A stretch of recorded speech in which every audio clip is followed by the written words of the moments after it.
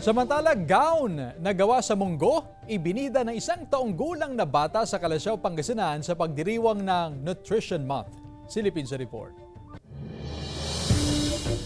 Sama-sama sa nutrisyong sapat para sa lahat.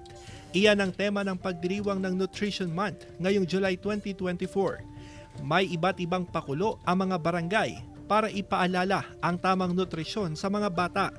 Ang 1 taong gulang na si Gerald Alicia Carino, nagsilbing role model ngayong Nutrition Month sa Barangay Ambunao, Calasiao, Pangasinan. Pinagsuot siya ng gown na gawa sa munggo. Ang ibabang bahagi nito gawa sa sitaw at bunga ng malunggay. Pagsusuporta lang namin sa nutrition. Kasi paalala lang po na para lalong kumain ng gulay yung mga bata. Bunso sa 5 magkakapatid si Gerald Alicia.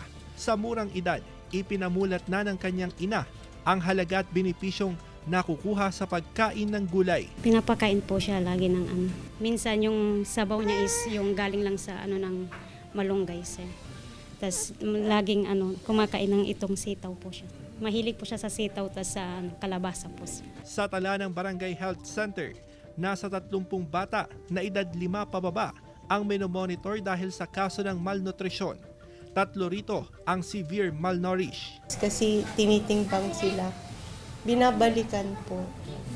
Saka may binibigay din po kami ng mga multivitamins. Kasama si Henry Domencil, Russell Simorio, One North Central Luzon.